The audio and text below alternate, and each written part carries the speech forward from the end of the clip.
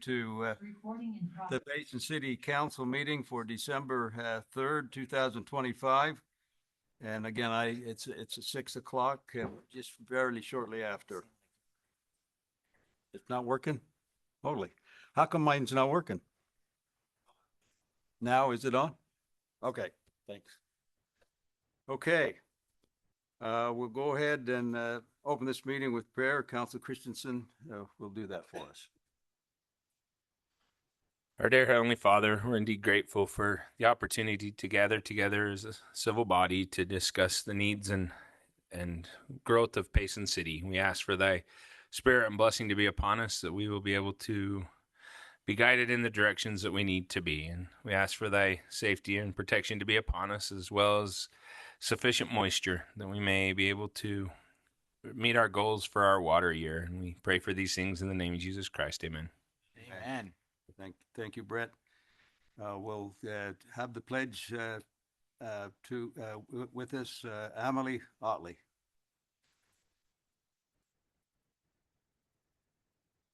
Allegiance to the flag of the United States of America and to the republic for which it stands, one nation under God, indivisible, with liberty and justice for all. Thank you, Emily. Before we go any further, I'd like to welcome Trustee Jeff Acherson here. Thank you for being here, Jeff. Okay, we'll go on to the consent agenda, the approval of the November 18th, 2025 City Council minutes. Number 2, Resolution City Council 2026 Annual Meeting Dates and Times. And number 3, non-substantive correction to the fee schedule. Council, if there's no discussions or questions about the consent agenda, I'm ready for a motion. I have one question on it for the annual meeting times. It says 6 to 10. Do we need to put an ending time or on that? Okay. Do we have to be here till 10? Okay. Because that's what it says. Just the maximum it could go. Okay. Okay. Good. Any further discussion, Council? Mayor, I motion that we approve the consent agenda. Okay, we have a motion. Is there a second? I'll second that. Okay, we have a motion and it's been seconded. The roll call vote, starting with Council Christensen. Yes. Council Hewlett. Yes. Council Rowley. Yes. Council Moss. Yes. Council Hyatt. Yes. Thank you. Motion carries. Moving on to the petitions. The CTC Mayor's Youth Award, Shelby.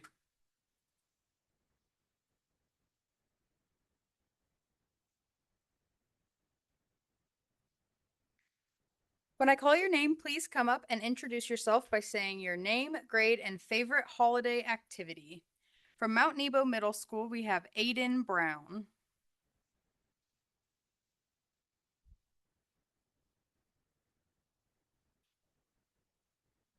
Come say your name, grade, and favorite holiday activity. Hello, I am Aiden Brown. I am from Mount Nebo Middle School, grade 7, and the favorite thing that I like to do during Christmas is decorate the house. Give him a hand.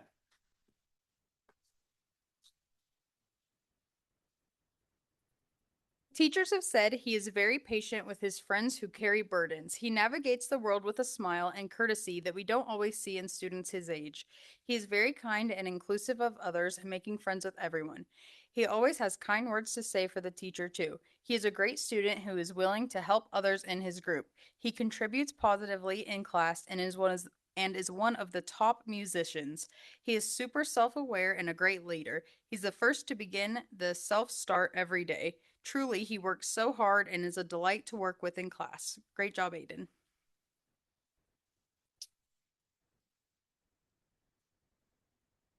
From Payson Junior High, we have Bentley Tinoco.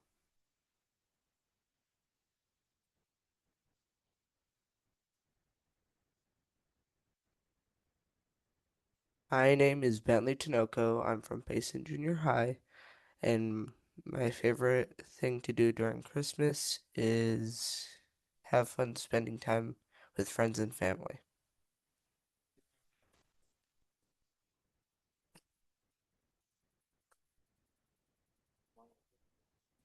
Teachers have said Bentley is friendly, hardworking, and truly a joy to be around. He consistently brings a positive attitude to every class, greets everyone with a warm hello, and approaches each day with a smile.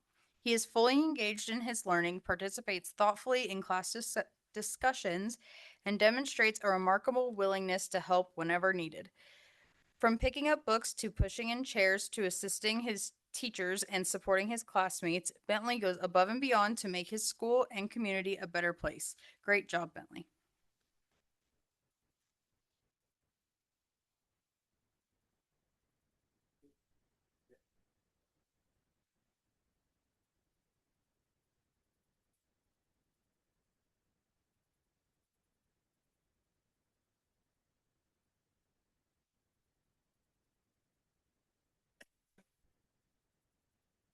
We'll do these ones and then every. 1, 2, 3, big smile. More. 1, 2, 3.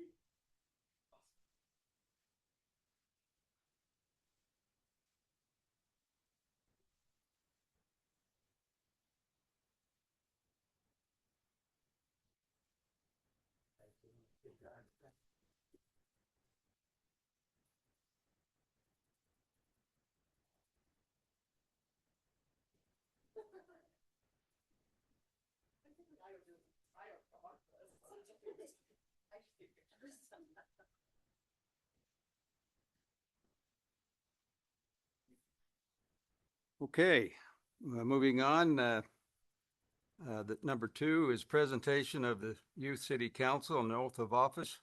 Shelby, I guess you're involved in this as well as I. We're going to swear in Amy Smith and Ian Jimenez, and I always pronounce your name, and he's in my ward. And his dad's right back there. And Josh Stinson. So come on up and I'll take care of this all at once. All 3 of you.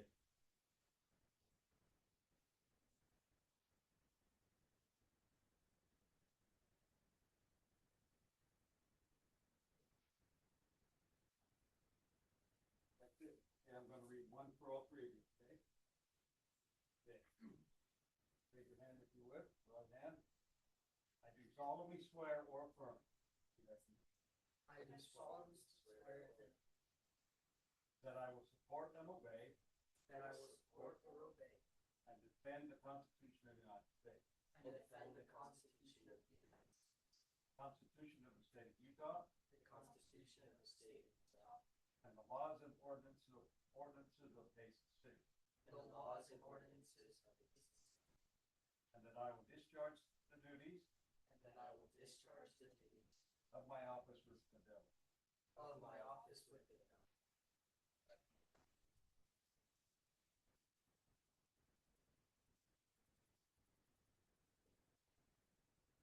We have just five on the city council.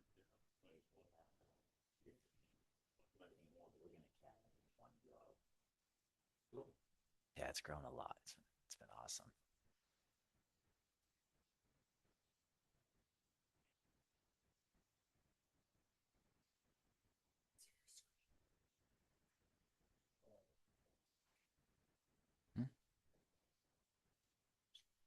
They can sign it.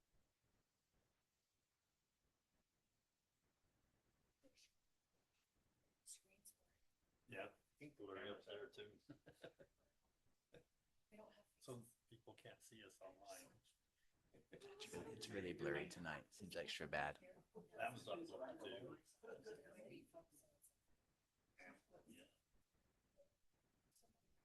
Emily, can you focus our cameras? Do they focus or do they? Either that or we're all a little bit crazy. Yeah, we're all. Seems extra bad tonight. Oh, you want a picture? Yes. Shelby is going to get in. First job. Shelby likes to be on the other side of the camera. Oh my Ryan, you want to be God. down here? Yes. Right there. Well, I can find another one though.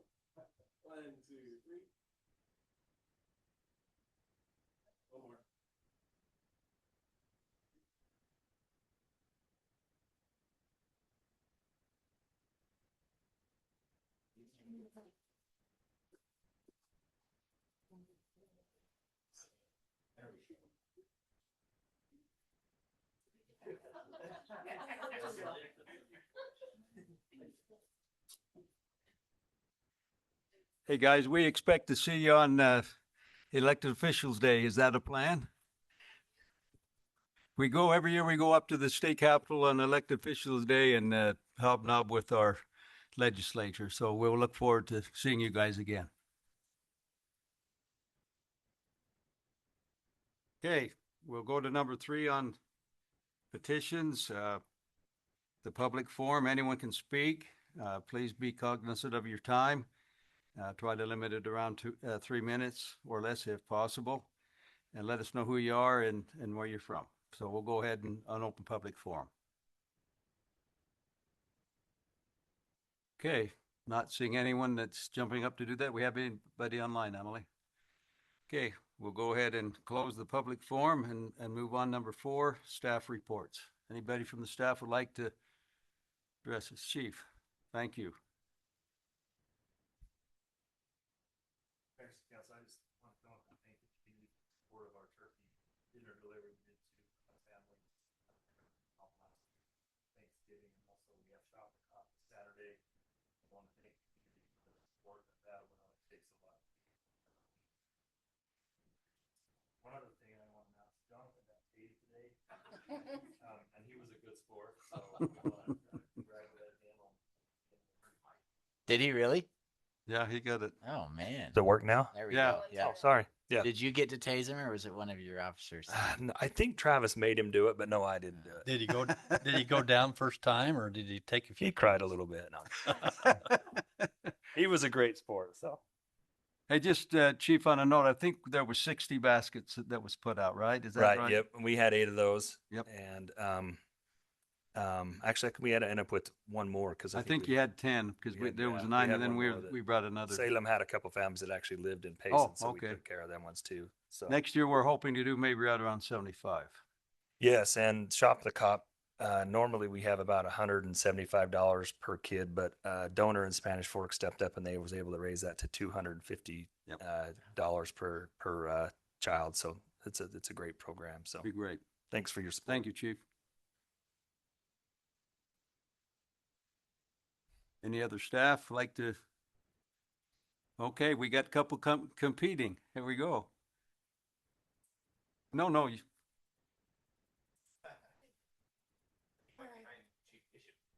There you go. Well, I should have let him go first. That was all right. Council and Mayor, I just wanted to say thank you to Councilmember Rowley and Mayor, especially for supporting the Santa Dash the Friday after Thanksgiving. Councilmember Rowley had asked how many years, and we've been doing it since 2015. So we've 10-year kind of changed anniversary. it. Yeah, I should have done. What were we thinking? We really should have. Missed opportunity. Dang it, next year. So we've kind of changed it a little bit here and there. We've had schools come and sing. I found out 350 kids out there on the lights and climbing around and tripping the wires were not the best option. So I'm happy where we are now. It's just the Santa Dash. We had our over 100 this year, and it is really fun seeing them all run with their Santa hats. And we had Pikachu this year too, which was fun. He had to stop and do some activities on the playground, so it held us up before we could turn on the lights because we have to have everyone return before we turn on the lights. We want to make sure everyone is safe. Anyway, but thank you for your support on that. Let's see. In my defense, I remembered at 8:30 to come. Yeah, I love the Santa Dash, and I've done it a lot of the years, and I totally forgot it, and I apologize. Brett, I can't call everybody. I know. I'm apologizing for my shortcomings. She has a hard enough time calling me. I know. last year I called Mayor and he's like, what? He was up putting on Christmas lights. He says, I'll be right there. But he was there. He does a great job. Um, let's see. I want to do a shout out to Payson Market. They always donate all the donuts. And then it was fun to have the 7 Brew this year. They did cute little hot chocolates for everybody. So that was really fun too. Um, I want to do a special thanks to our park crew for putting up all the Christmas lights. It's just such a detailed, long job for a few weeks as they put up everything on Main Street and the Petit Need and the big Christmas tree and Memorial Park. So it's very time consuming and they do a fantastic job and they never whine. They're great guys and one girl. So they're all wonderful. Um, I wanted to do a shout out for the Christmas boutique this weekend, Friday and Saturday. So Friday is from 4 to 8, and then Saturday will be 10 to 5. Santa Claus will be here Friday from 5 to 7, and on Saturday, Santa will be here from 10 to 1. So this is a really fun time to visit the museum. Someone worked really hard decorating it, so you need to come. So everyone come. It's fun because all the vendors are tucked in all the rooms at the boutique or at the museum. So it's really fun. It's a win-win. It's just a fun, festive time. So anyway, thank you. Thank you. Just to expand on the seven brews, they're very supportive of the Santa Dash. They were supportive of the small business Saturday that we had with the Christmas tree lighting. They were there as well. And then they will be at the Christmas Crash, the community event that will be down at the city Memorial Park, and they'll be giving away chocolate, hot chocolate there as well. Okay. Thanks, Mayor and Council. Mayor kind of went where I was going to go. Oh, sorry. I just wanted to get up and express appreciation for everybody who helped with that Payson Christmas Festival over the past weekend. It was a really cool event. I was so impressed to see so many people here, but I especially wanted to give a shout out to our staff that really supported that. The library, the parks department. Janine mentioned all the efforts that they have done to make our city look so cool for Christmas, and the police department for helping with the road and everything. And there were so many other people behind the scenes, and just thank you from the bottom of our hearts for all the support, and Mayor and Council for coming down and participating in that. We talk a lot about the hometown feel of Payson, and that's probably one of the best ways that we keep it going and make it so it continues on, right? So I think those are the important things, and the Christmas boutique and everything like that, that's really what makes hometown Payson. So I just wanted to give a shout out, so thanks. Thank you. I found out that the Parks Department, when we did the lighting of the tree, there was some hopefulness that it would turn on, and it did. So it was great.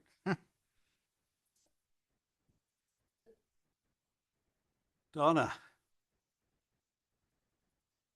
Just continuing the theme, and want to thank everybody that helped us with our first since 2025, if you want to know how long we've been doing the Festival of the Wreaths.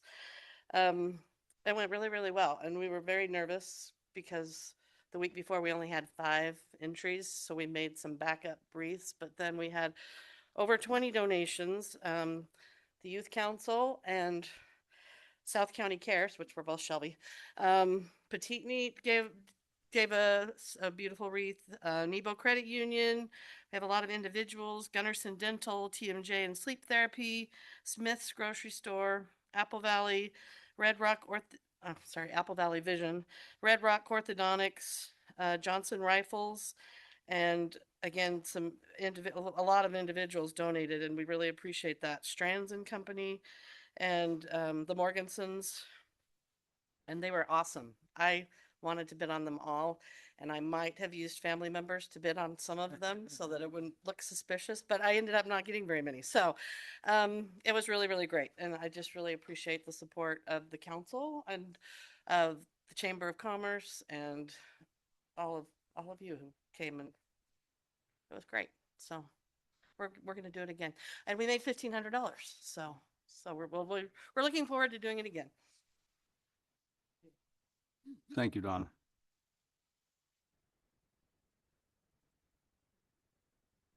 Any other staff? Okay, not seeing any, we'll shift to council reports. And for the second council in a row, I'm going to go with Teresa first. Geez, everybody's already said everything. I just wanted to echo that for all of the, even now when I drive by there and look up Main Street and see how they've got those lights, that is so cool. That is just, they've done an awesome job. And so make sure that we let them know that, because I know none of them are here, but I want them to know that. And just thank everybody that came out. It was quite the success. I was back behind everybody and thought, wow, there's a lot of people here. I was impressed. But thank you, Janine. You do a good job. You can never leave. Anyway, thank you, staff, for everything you guys do. And you really do a lot. And I appreciate that you were there to, I guess it's like I look at it. I don't know if other cities do this, but the things we put on so many things, and like our workers that work here are just there to help. And I don't know if other cities do that, or if we just have so many more things that we put on than other cities do. But I really appreciate that all of our workers come out and help when we're putting on all these different activities. So thank you. Council Moss. I'm going to talk about the Christmas festival as well. It was a wonderful turnout, wonderful atmosphere, the music, the lighting, the tree, everything. It really did feel like we were kind of in a Hallmark movie. It was awesome. And it's only going to get bigger. And so I want to thank everyone that worked on it and made it happen. And it's a really special event. Our city is just one big family, and that's one of the events that helps us feel that way. So thank you to everyone that helped out. And that's all I've got. Thanks. Council Rowley. Thank you, Mayor. We took the youth council and toured the power plant a couple weeks ago, and that was a good time. Sean, thanks for helping set that up, and please let Ty know. Thank you so much for his time. Nobody got electrocuted, so that was a good time. And next time we have a member of staff taste, it needs to be on the agenda because we need to all see that. So, Jonathan, if you're willing to do it again, we can put you on for next time we meet. I'm surprised you're willing. Yeah. But thanks again to all our staff. We had the Santa Dash and then the Main Street tree lighting back to back, and great events. Well attended. Janine, thanks for all of your work on that. And I gotta thank Robert as well. He hung out all day on Saturday helping out with the Main Street festivities. And also big thanks to Chamber of Commerce, to Diane and Jim. They were there all day and put up decorations and took down decorations. It looked really nice. And there's no place like home. There's no place like Payson during Christmas. I do love this place, and I'm grateful for this time of year. And I am so thankful to all the staff and everybody that works so hard to keep us safe and the lights on and our streets clean. So thank you all so much. Okay, Council Hewlett. Yeah, I think a lot has been said, but yeah, thanks everybody for all the great Christmas events. Again, like I think Robert said, that's what makes our town, our hometown feel. And I know when we did surveys, that's what people want, is the hometown feel, and keep that as we grow. But I just have one other thing, is that on December 11th at 6 p.m. here in the council chambers, the inland port's going to come and have an open house, because we're working on getting an inland port in Payson to help with our commercial or our industrial businesses. So again, at 6 o'clock and December 11th. One real quick note before we go to Council Christensen. The inland port is nothing like it was way back when. It's totally different. It's a wonderful opportunity for the city to participate in. Council Christensen. Well, Teresa was complaining that everything had already been said, but it's really all been said now. So, yes, thank you for all that you do, and it does look great. I've often wondered why we don't follow suit and have Thanksgiving on Columbus Day like Canada does. Then we could have Christmas lights all that much longer. right? So anyway, thank you. Thank you, Brett. Okay, we'll move on to E. We'll adjourn to a redevelopment agency. So, council, I'm ready to accept a motion. So moved. Second. Okay, have a motion been seconded. Roll call vote, starting again with Council Christensen, Yes. Council Hewlett, Yes. Council Rowley, Yes. Council Moss, Yes. Council Hyatt. Okay, we got to remember that we're directors, at least for me. I got to remember that.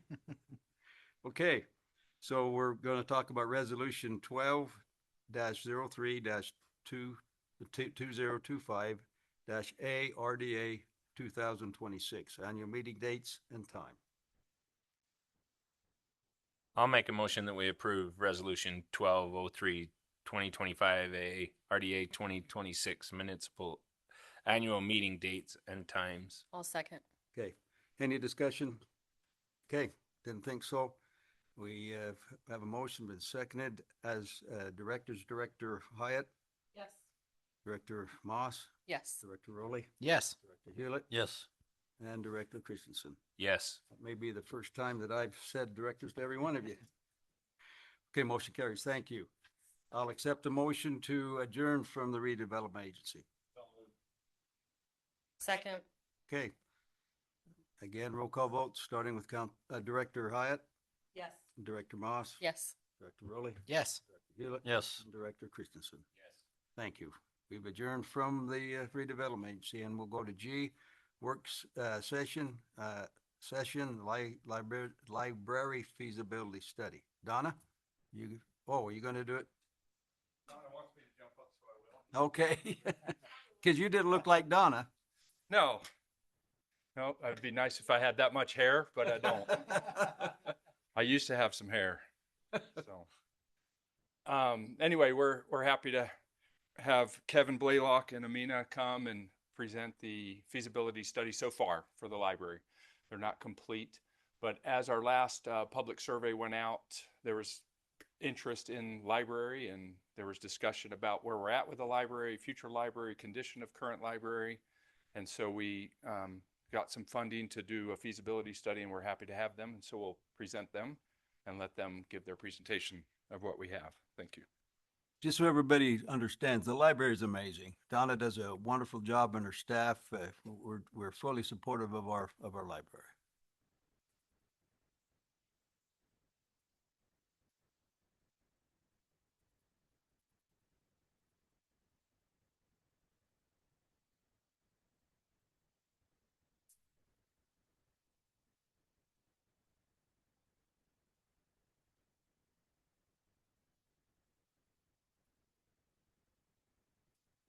Hi, everybody. Hello. I'm Kevin Blaylock. Nice to meet you guys and ladies. My associate, Amina, is here, and she's integral in putting this together. So, like Carl mentioned, we just kind of wanted to share with you a snapshot of where we are in the process right now. Donna engaged our company a few months ago to kind of, in response to an RFP that went out. And that RFP was really looking for these kind of 5 bullet points. Assess the existing facility to determine the future facility needs, identify some program requirements, review some potential locations within the city for a new library, and then of course provide a recommended approach. So our evaluation criteria or our process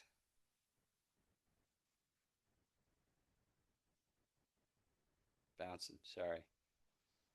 These are the 4 criteria that this is kind of the lens that we look through to help determine if we're on the right track or what our end goals are. So in terms of those evaluation criteria, we think of a library as a civic building. It should have some recognition to the community. It should represent back to the citizens what the city is all about.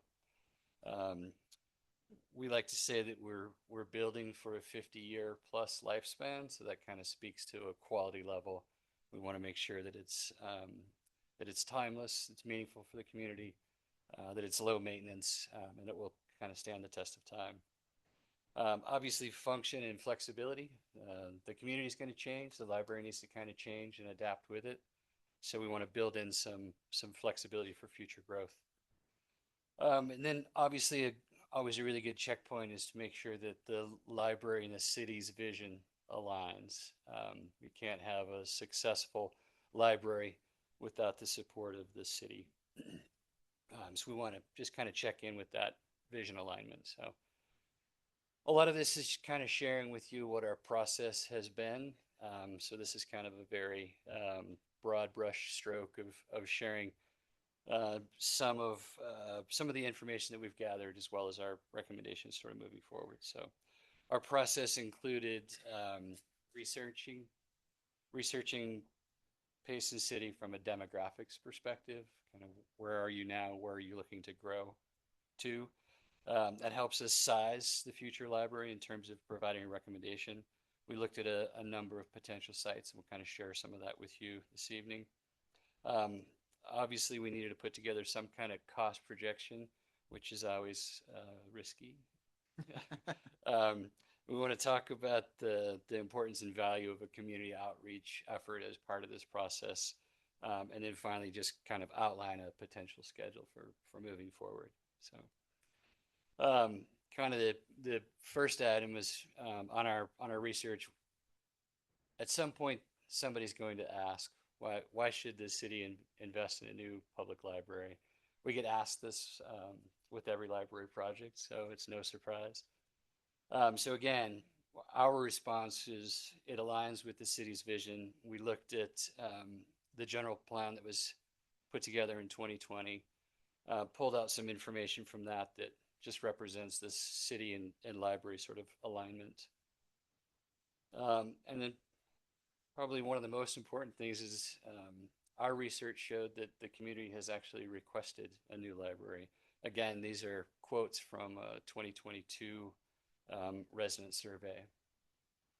And to that point, the residents at that time ranked the library as kind of the fourth highest priority, not from the lens of the service that's providing what's being offered right now, but more in terms of providing a grade and determining a need based on the physical makeup of the facility of the building. So this is ranked number 4th, and it's actually one of the highest ranking items in terms of the facility being okay or poor or very poor. So it's right up there in terms of importance. One thing you might want to look at when you get time is we just did a new survey, so great. So we have a lot more information for you. Super, thank you. And then there's just some raw data out there in the universe about public libraries enhancing and strengthening communities, fostering growth, and being catalysts for advancement. Similar data that public libraries increase home values, and investment in a library results in the community growth that we alluded to earlier. So these are just data that there's a bunch of resources out there we can share with you if it's important. In looking at your demographics and your growth pattern, what we saw is that over the next 35 years, Payson City is projected to triple in population size, which is both exciting and super scary, as you guys are kind of charged with like guiding that future growth and effort. Change can certainly be scary, but if you look at the previous 35 years of growth, it was pretty steady, kind of flat, and it looks like now you're getting ready to explode, like most of Utah County and a good chunk of Utah as a state. So we're looking at where your population lies, and you've got you're kind of off the charts in the 10 to 19-year-olds. You've got larger family or household sizes when compared to the rest of the country, and even outpacing Utah as a state overall. So we just know that over the next 10 years, those 3 kind of growth bars, from the newborns to the 29 or 30-year-olds, that's going to continue to slide right on this scale. And hopefully you're going to see that kind of continued growth across all of these age groups. I think it's important to recognize for public libraries, we think of it as a free facility, a free public amenity for the 1-year-old to the 101-year-old. So, you don't have to be an athlete. You don't have to be a Rhodes Scholar. It's kind of just open and available for everyone as an invaluable resource. We asked Donna to pull some circulation reports. So like was noted, she's really amazing. Their librarians are psychotherapists and magicians and MacGyvers and parents to a community as a whole. So she's provided us with some really great data. We've got to know her pretty well over the last few months, and she's got a great support network within the library. It's really important to note that at the start of the 21st century, so 25 years ago now, there was this really dynamic shift from the way libraries used to be designed to the way that they're designed and planned right now. It used to be just a hall for books, right? And they would stack books, 8 feet tall, and people would kind of cruise down ladders and grab books off the top shelf and the bottom shelf. So that dynamic has really changed, and we're finding in the last 25 years the push is more to devote more space to people. That's not to say that the books go away. We still want to maintain that as an invaluable resource. But these are people spaces, and that's really what civic buildings are, kind of right out of the gate anyway. So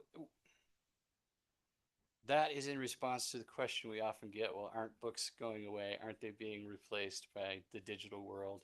And the answer is no. Like the circulation reports that Donna shared with us really support that. The circulation continues to go up. So there's still a demand, there's still a need. There's all these benchmarks in the last 10, 15, 20 years that support the idea of libraries and the circulation count. I think a really pivotal moment, if anybody knows what signature moment in technology happened in 2010, the iPad came out, right? And at that time, there was this huge misconception that the technology was going to take over and you could download books. Kindles came out right after that. But what we saw nationally is that the need and the value for public libraries kept climbing. The circulation rates kept climbing. So it was just sort of eye-opening. If you can't tell, I'm a library lover, so take that with a grain of salt. So what does that mean? Now we're dedicating 60% of the floor area to people, whereas before it was 60% of it was for books. We still need to have the books. We're not trying to downsize the collection. It just means that it affects the size of our libraries. There's just like a lot of this, there's a lot of data out there that needs a little bit of vetting but provides a reasonable starting point. So with the library's current population of 22,000, 23,000 residents, the current library square footage is 7,500 square feet plus or minus. So there are a couple of benchmarks out there for library land. The low benchmark is 0.6 square feet of building area per resident. And the high benchmark is 1 square foot of building per resident. This is a cross section of about 17 different states. They're sort of state standards. Utah doesn't really have a standard. So we're just kind of sharing that as kind of a benchmark or point of reference. So if we were to look at that sort of one-to-one and try to project out the library size for a population 35 years from now, 67,000 people, what would that library look like? 40,000 square feet if you use the low benchmark, 67,000 square feet if you use the high benchmark. I'm a library lover, if I didn't mention that, but we're not advocating for a huge library. In fact, as a country, we're sort of going away from that. If you look at Phoenix, Salt Lake City, Seattle, they built these monstrous 100,000, 200,000 square foot libraries, and they're impossible to maintain and very expensive. So we're advocating for what we call right sizing to provide all the function and the flexibility to make sure that it can be adaptable for future growth. Full transparency, we started at 30,000 square feet. We sort of backed it down to 26,000 for this discussion. Part of our process, like I mentioned, is also looking at different site opportunities throughout the city. So Donna took me on a 3-hour tour. we we survived. I survived. Yeah. I was pulling it was a deep pull reference. I'm glad you picked that one. Thank you. Um, yeah, so we looked at, I don't know, 8 or 9 different locations throughout the city that Donna kind of helped us identify. Um, and she did this without knowing, like, does it make sense or not? So our process was to kind of evaluate, identify all of those, and start to look at them from a viability perspective, from your existing site on Main Street. So in the red, you can see that's our 26,000 square foot like footprint if it's a single story.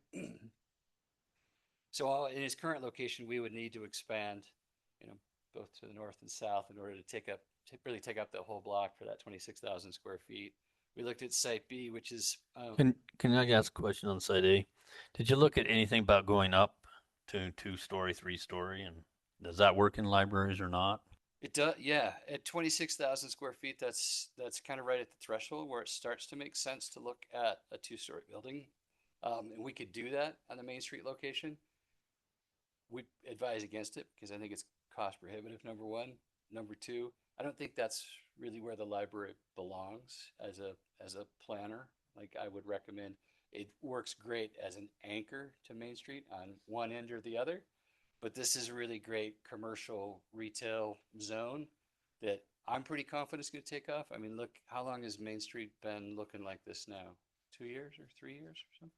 It's amazing, right? It's like the place that you want to go to. It's your Instagram moment, right? So uh, that's something to build on. And I think to drop a library there where it's whether it's 1 story or 2 stories, is probably not what we would recommend. So we looked at the elementary school too. All of these have some pros and cons that we've started to talk through and vet. We're also looking at them from a perspective of, does it make sense from a planning and zoning, who actually owns the property? So there's a lot of hurdles, a lot of homework to kind of go through. But we really did kind of try to vet this down. So site D is the church. Site C, I think, is next to this building, right? Potentially. We did try to vet this down to the 4 or 5 that we thought had the most opportunity and maybe the least amount of hurdles. I say that not knowing a lot of land costs or what it might actually take. But this one I thought, just back to that point about anchoring Main Street. Thank you, Siri. This is a really great opportunity to kind of anchor Main Street. You're across from the park. It's kind of a tight site. I think the salmon supper would suffer, if I understand it correctly. But you're halfway there. So obviously, in order to make this site work, it would have to be a 2-story solution. We'd have to figure out parking, but it's a really great anchor to Main Street. And there's some history there, it sounds like. So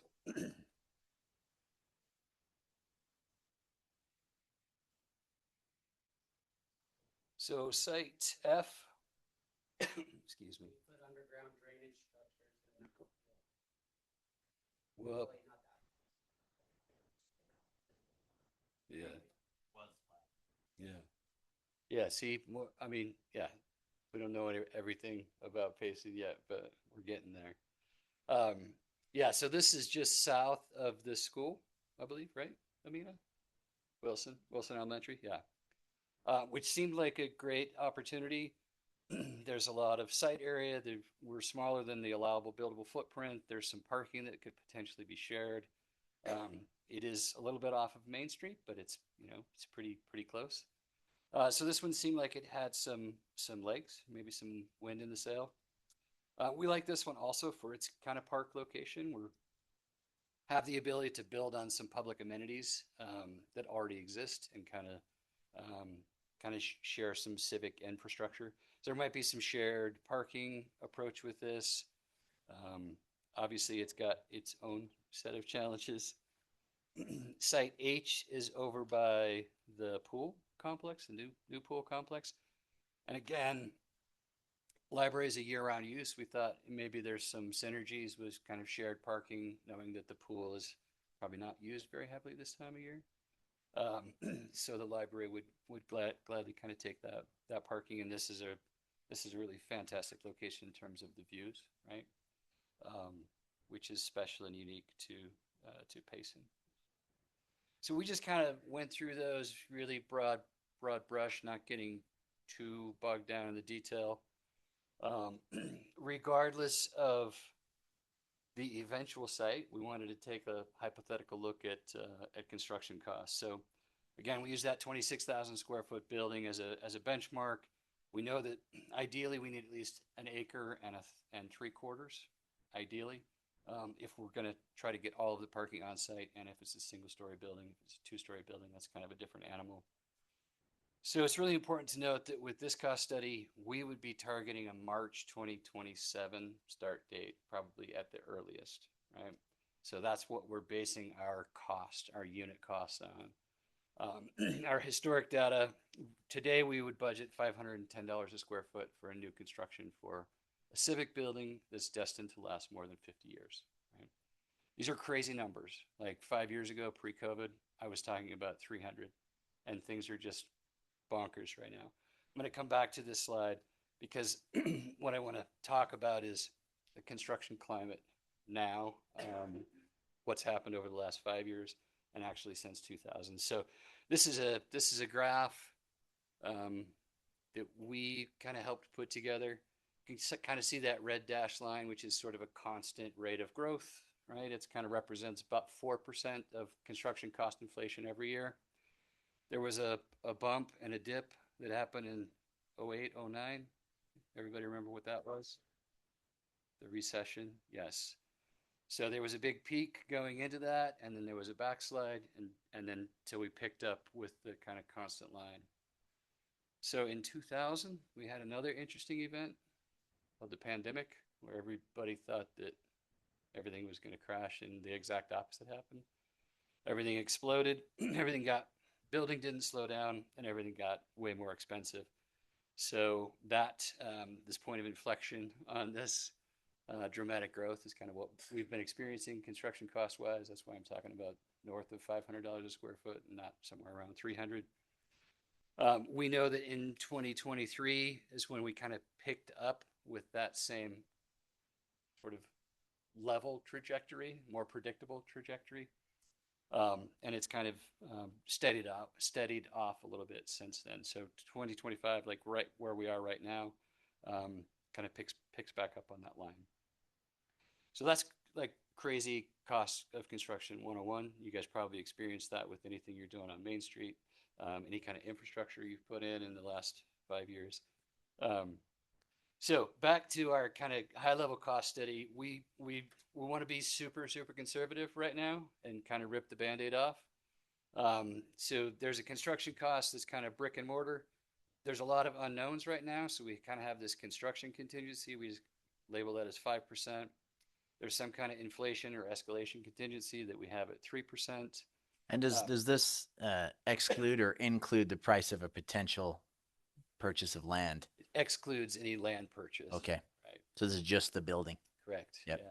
This is improving a 1 3/4 to 2 acre site, but it doesn't include any groundwater issues or the land purchase itself or remediation. Yeah. So your brick and mortar is about $14.3 million for a 26,000 square foot library that would start construction in spring of 2027. Okay. Then there's another couple million in kind of what we call the soft costs for construction. You're going to have fees, impact fees, utility connection fees, probably plan review fees, building permit fees that you will waive. So that's a small amount. We've got furniture, fixtures, and equipment. That's FF&E. So that's kind of this stuff, the loose furnishings. We've got shelving. We still have books, like we talked about. We're not reducing the size of our collection, so we need new shelving for that. With every study, we want to have some kind of contingency, just cover some unknowns. And then we, as architects and engineers, like to get paid. Not that we make money, but we like to try to get paid. So that typically is going to range between 6.5% to 7.5% of the cost of construction. So I just picked the middle number, 7%. That's going to vary a little bit. So your all-in total project cost is 16.3. So that's soup to nuts. Okay. Talked about that craziness.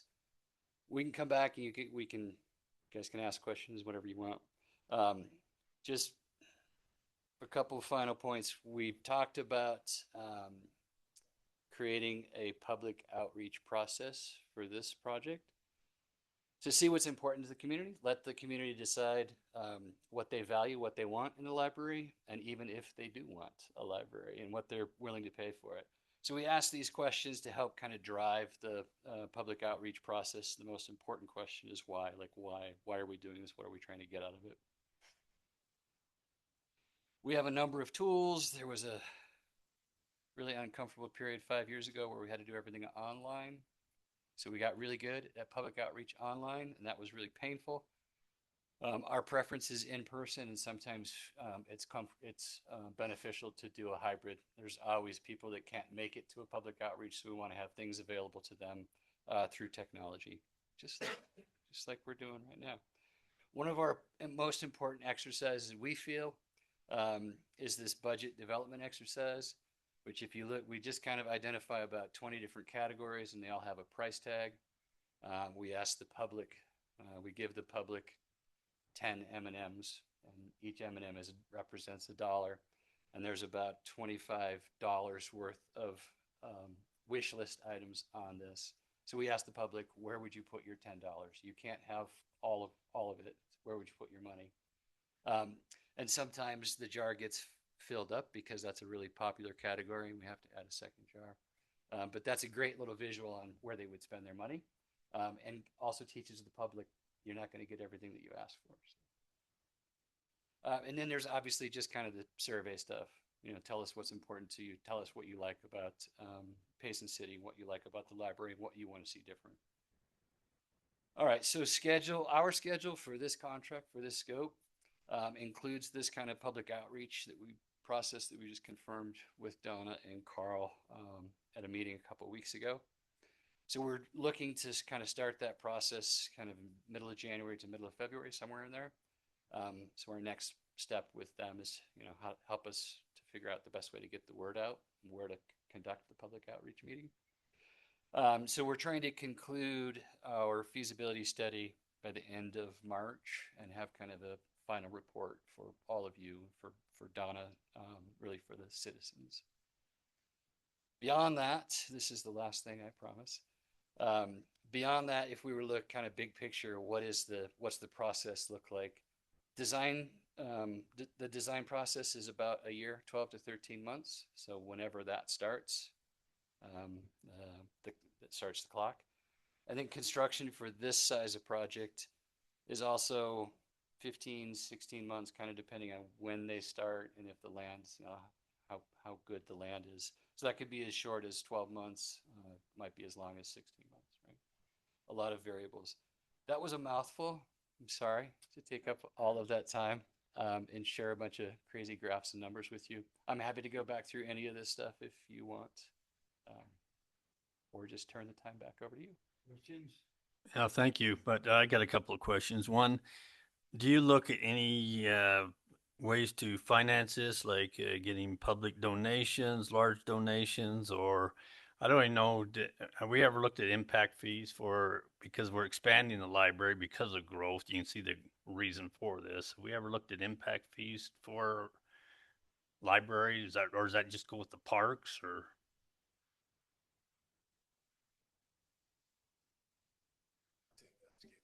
Yeah, we'd have to look. I don't know if the parks impact fee would include libraries. Right. So anyway, it might be something to look at if we're trying to figure out, but I don't know if you look at ways to finance this or anything like that in your studies. In our past project experience, we've seen a lot of different funding mechanisms. Everything from the traditional geo bond, a revenue bond, property tax increase, all of the uncomfortable items. Impact fees are great. That's been a great source. We did Spanish Forks Library, which was just opened, I don't know, 3 years ago or something. and so they might be a great resource how they funded theirs because yeah, they're good. They're good folk. And what was the size on theirs? Do you remember? Ballpark? Yeah, that's a little bit of a hybrid building. The library itself is about 35,000 square feet and is connected to another 10,000 square feet of city administrative offices. Get their like utility and finance department in there, but they also really needed new council chambers. So we put their council chambers up on the second floor and put that next to a big like community meeting space. So 35,000 square feet is sort of dedicated to the library, and then there's another 10,000 in city admin. So they did, I think that was a revenue bond, Carl. I'm not totally sure.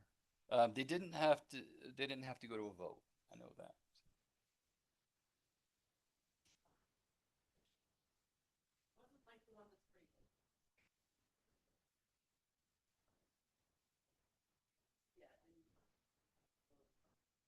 Correct. Yes. Yeah. So Scott is the library director. He's he's a great resource. Seth and Tyler, city manager and assistant city manager. If I can put you in touch with them, you probably know them. So, Yeah, we have a good relationship with them. Yeah. Okay. They've got their finger on the financial pulse. But then there's other federal grants are out there, and then we've done projects before where there's always an opportunity for community members to donate. You know, there's like $50 threshold or $100, and then there's either even naming opportunities if you want to buy a study room for $30,000 in memory of your loved one or something like that. Are there foundations that do contribute to these kind of? There are some. The Bill and Melinda Gates Foundation. They used to give quite a bit. I think they've scaled back. The ask became pretty heavy. So I know that there's some federal grants out there. That's almost like a full-time job of somebody writing to request federal dollars. Have you seen any communities for libraries that have gone out and been able to raise millions of dollars to offset some of the city input to it? I have not. No. I think the general rule that we've been exposed to is any of the ongoing donation. We often try to provide an avenue for ongoing donations to be received and those donors to be recognized. And Park City Library is a pretty good example of that.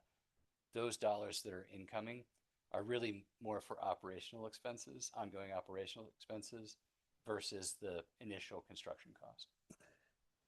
Yeah. Any other questions, council? I think, as you said, it's a mouthful, and we'll have to continue looking at it, I'm sure. Yeah, I guess obviously, I'm not opposed to the conversation looking at these at this numbers and the feasibility, but yeah, it's a lot to spend, and the city has a lot of needs, and we love our library, and we so appreciate what you guys do with what you have. But yeah, for me, we need some sort of miracle to pay for that and not put on the back of the residents in addition to things we've already asked them to. And I think for me, I think funding is important. We need a new police station. And I think looking at existing sites, I really like the site H next to the pool, not having to purchase another parcel would be extremely helpful. But I hope we can get creative and find ways to make this happen sooner rather than later. But we all know the city has so many needs, and we need to be extra prudent and cautious with the residents' money. And I'd like to see the results of the new survey. Perhaps we could do that next council meeting. Look through those if we have them back. We might do that In January? Okay, as long as it's on the docket. They don't want you and you there, I guess. But for some reason, I remember the last survey, the library being at one of the bottom. I was surprised to see that slide. I don't know why I'm remembering that differently, but I do want to ask too, the projected schedule now is to have public outreach kind of January, February. I think we should finish the study. What thoughts do you guys have there? We know a lot's coming at the city. Obviously this process has started a while ago. I think it would be wise. May not end in March, but we do want to. Yeah, let's finish the study. Let's get the data. I think we Nothing get with the that. other survey that we've sent out. We see what that's like. We'll get that to Blaylock. And then we'll do a public outreach as well. Those that are very interested would show up and we know we can get their feel as well. And then maybe as a committee, the library board as well, maybe some feedback as well as, hey, we've narrowed down 8 spaces down to 3, or maybe we get it at that point, and then we see where it goes from there. Yeah, and I just want to be forthcoming, let everybody know where I'm at.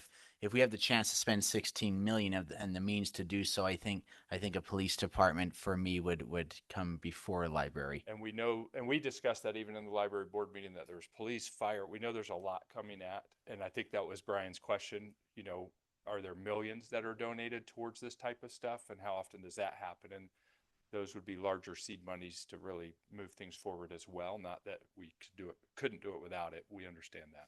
Another hidden blessing of having the library where it's at right now, and I know that needs to come to a close sometime, but right now the library still does anchor our main street. We're starting to get some better, more fluent businesses down there, but right now the library is the happening place on Main Street. That's what helps those surrounding businesses. Great. Any other questions for Kevin or the public? It's a work session. Maybe they have some as well. Come on up, Donna. While she's walking up, I just want to say thanks to Kevin. I heard the initial presentation at the library board meeting, and it was very good. And thanks for all the work that you've done. We had a discussion about the needs and the possibilities. So thank you so much, and to Donna too. And this is an ongoing conversation. It is. And I think I love that we have the conversation going, because I think it's important to bring it to the forefront. And I totally believe and agree that we need a police station, but I also think there's a synergy in all of these public departments that we have. And I think the libraries going south it's our turn. Spanish Fork got theirs. Salem's just added on. And when people come to a community and they drive and they see a library and they can feel that presence of a library, I think it changes a community. I think it draws people in, and I would like to see a way for us to work synergistically on all of these buildings that I know we need to get. And I was at Springville when they did their city, and they did the library, they did the fire department, they did the police department. I think there's creative ways that we can make this happen, and maybe, some miracles. Yeah. We're living in a Hallmark movie now on Main Street, so I'm hoping that we can have that going forward. But I do think the conversation's been really important. And my library board people, since I started in 2013, have been just so dedicated to doing the processes that we need to get this conversation going. So I really appreciate them, and I appreciate the council letting us take the time to do this. And Donna, yeah, you're right. We can't put a price on a library, I know. But one question I have for you while you're up here, though, I can ask you face to face. As a librarian, would you prefer a standalone library or one sharing a building with another department? Or I would prefer a standalone library for sure. But I do see a lot of potential in the Wilson option as well. I mean, we are outgrown. We've very creatively used our space. Yeah, could the Wilson be a temporary fix? Would that be worth the move, or should we? A library move is so expensive. Right. I think I would rather invest the money that we would spend in the move into, I like to call it a legacy library. I've been calling it that since I started. I would like to see one that will last and will speak well.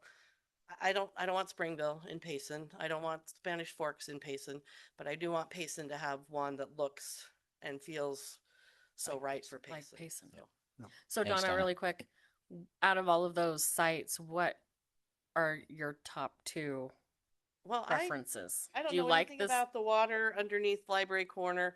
I've had this weird little attachment to Library Corner just because it's called Library Corner, but buying up that property around there, we would have to buy some. But again, my experience is just with Springville, I'm only bringing it up because they took out a whole road and made the road part of the parking and part of the building. So I think, again, that's a beyond so far he was so patient when I drove him around. I was like, I think this is a good idea, but I don't know anything about it. So, if there were a way to, and people are very passionate about Memorial Park, and I don't want to mess with. But if we can enhance Memorial Park, I think there's some really great options. So, that wasn't a for very sure, good we answer, we but- would save money by building on a property Existing that we property. completely own. How do you feel about having a library next to the swimming pool?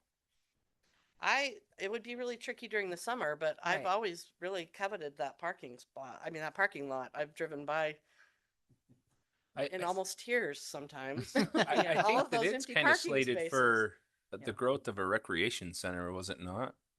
That kind of like that was the vision. They put the pool where it is so that they could build an addition. And we've looked at that a few years ago of adding on to that in conjunction with the swimming pool, doing some like indoor Right. basketball, pickleball, things like that. And so I worry that if we were to put a library there, you would kind of sever that opportunity. But I don't know. I'm totally game with I like the Wilson site personally, other than the fact it's not on a main drag. Right. That's the only drawback to it. That's why I don't like that one. I do think the up there by the ballpark is nice, just because kids they bring whole family. I had 8 kids. We would go, if you take all your kids, that some of them could go into the library. I mean, it's a Yeah, well, older brother's playing baseball. Yeah, the other kids ones could could come go in the into the library. library. Yes. Yeah, I like that I think spot. that's a benefit, but I like that and spot a the lot. view's really nice up there. But Okay. That's true. Kevin, thank you. Thanks, We Tony. Thank appreciate you. it very, very much. And, Thank and I you. think it is very productive to have these conversations. Excellent. Thank you. Thank you for the time. Thank you for inviting me to kind of participate in the growth of Payson City. It's pretty exciting. So you guys got a fabulous thing going here. So keep after it. Thank you. So staff, I was wondering if you could look at impact fees for a library and see if there's any possibility for that. Okay.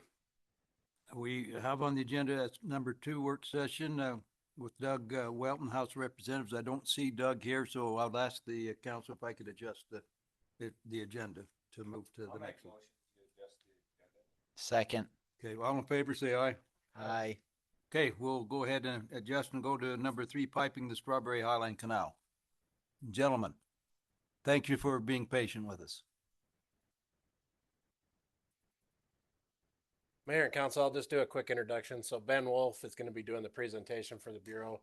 Rick Baxter is also here. So if you have any questions as they go, just interrupt them. Hopefully we can get it shared really quick so they can get on, but so just be patient for a minute.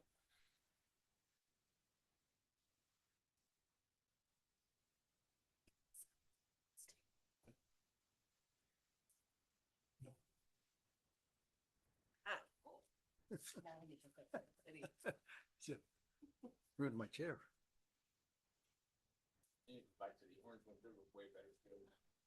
I'll let you go back to the orange ones. I'll keep this one. Yeah, you don't have those orange. Honestly, the Golden Creek, they were. I don't. They were. Oh, yeah. Because they were We looked built at very well. refinishing them, reupholstering them and stuff. That is the better way to go. Kevin, thanks again for your hard work. Appreciate you. Share when you leave, Brett.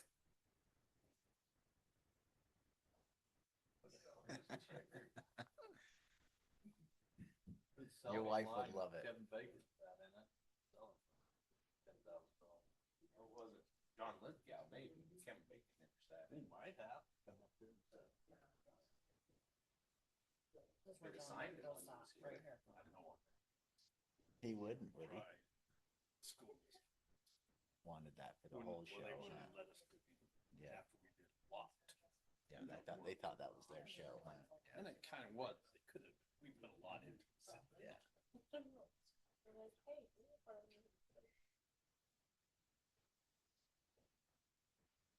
Actually, I like library. Thanks, Bob. I hate to lose the library. He bought.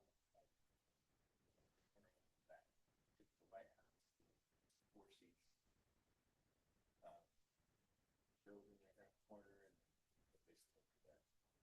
Well, you still have parking, you know, parking. Park.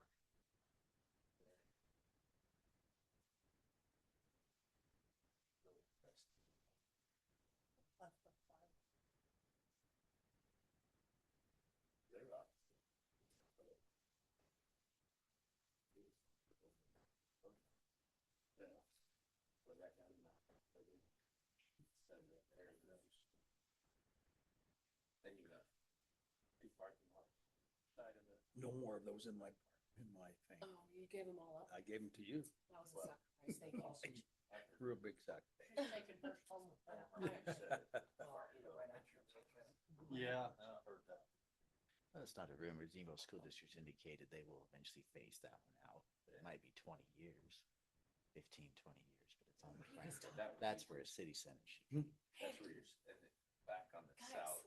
Yes. What are you talking about? Corner of it. Libraries. But see that You're so far away. library. I know. By design. Yeah. That's how we can't beat each other up. Hopefully not. Look. Looks like they're having some trouble sharing the screen, huh? You're really far away from you. Yes, yes. I don't know And the why. library. towards the- She likes you better than me, so. 2 stories. I'm usually right up against the. Sweet. I know, I am. We own the tri track. No, we own the other building. So that would Yeah. eliminate that cost right there. Just have to demo it. 16 to 21 million dollars. Yeah. Yeah. And I think, I mean, it would be money in the right direction. But there we go. I think we got it. Maybe you could do a combination. Try to shop this out. That's like a food and then do the library where it is. That'd be expensive. Businesses. Love this. You guys, you give the people a vote on it. I tried. It's your fault. Yeah.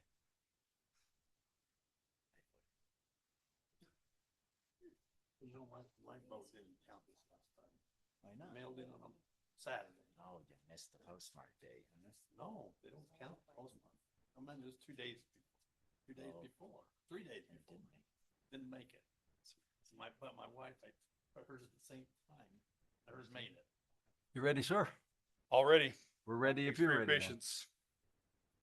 Thanks for having us here. We, Just so you know, I've told some of the council, not all of them, but I've been in the meetings that you have been in presenting to us, and thank you for all the adjustments that you've made. I think you're doing a wonderful job of Thank you. trying to accommodate everybody. Thanks. I appreciate that. Yeah, we'll try to cover some of that in this presentation, and hopefully you'll get a feel for what the mayor's experienced there. Appreciate the opportunity to present to the council today. The goal here is we'll give just a little quick background of the Highline Canal. It's part of the Strawberry Valley project, so we'll talk a little bit about that. Talk about these land issues that we're having and kind of how we got there, what our process was as we started to, why now, what our process was to find a resolution, and then what those resolutions were. And then we'll give you just a quick update on the proposed piping project, which is being done through Central Utah Water Conservancy District. So have you secured a resolution with all of the affected? We're in the entities? middle of that, yeah. So Okay. we'll talk about that. We sent out packages to each landowner. We've heard back from about a dozen or so and signed our first one today. So so far everybody's been pretty positive with it. So I think once you see where we landed on some of these things, I think we found a good spot, considering the problems. So as I mentioned, the Strawberry Highline Canal is part of the Strawberry Valley project. This is the original service area map. I like the old maps, which is the only reason really I have this on here. The Strawberry Valley project's pretty cool because this is the first reclamation project in Utah, but it's one of the first 4 reclamation projects in the country. So this is one of the oldest projects. It was authorized in 1905. The canal was completed in 1915. We started acquiring lands for the canal in 1909. And the part that we're going to be talking about, well, it's the Payson reach, but the entire canal is about 17, just over 17 and a half miles. So that's going to be from the forebay. So if you see that pink dot there, just after D, that's the forebay. So that D there represents the power canal off of the diversion off the Spanish Fork River. And then at that forebay, that's what we consider the start of the.